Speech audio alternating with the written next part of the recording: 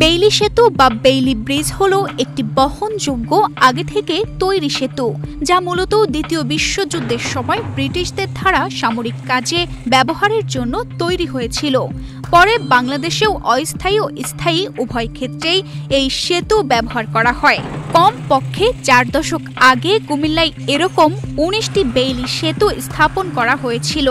সেই সেতুগুলোই এখন মৃত্যু ফাঁদ হয়ে দাঁড়িয়েছে।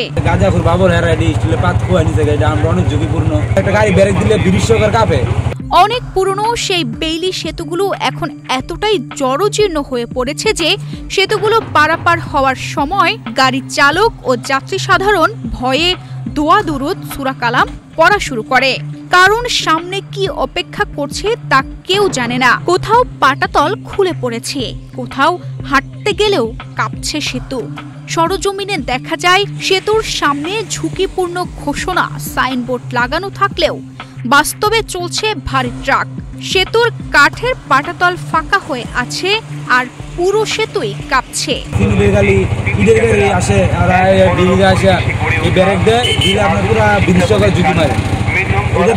যাত্রী যদি আহত হয় বা যদি বাইঙ্গা যায়, এই গাড়ি দেওয়া যখন ব্যাগে আসে বা আমরা সিজি থাকি পিছনে, এই বড় ডিস্ট্রিক্টে সিজি পিছনে মারা দেয়, মানুষ ওখানে মারা যায়, ড্রাইভার ক্ষতিগ্রস্ত হয়, গাড়ির ক্ষতিগ্রস্ত হয়।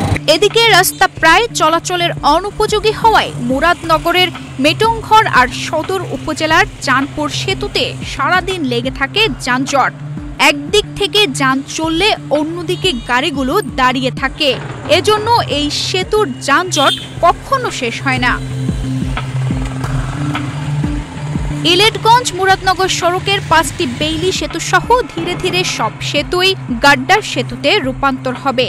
ইতিমধ্যে 2টি সেতুর কাজ শুরু হয়েছে বলে জানায় নির্বাহী প্রকৌশলী। চান্দিনা দেবীদের রাস্তায় আমরা 2টা বেইলি ব্রিজ ক্রস করতেছি এখন আপাতত। ওগুলো হয়ে যাচ্ছে, ওটা তো মানে আস্তে আস্তে করতেছি আমরা।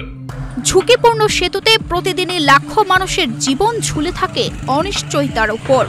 মানুষের অনিশ্চয়তা কাটাতে এবং যাতায়াত সুগম ও নিরাপদ করতে দ্রুত টেকসই গাড্ডার সেতু নির্মাণের দাবি এলাকাবাসীর।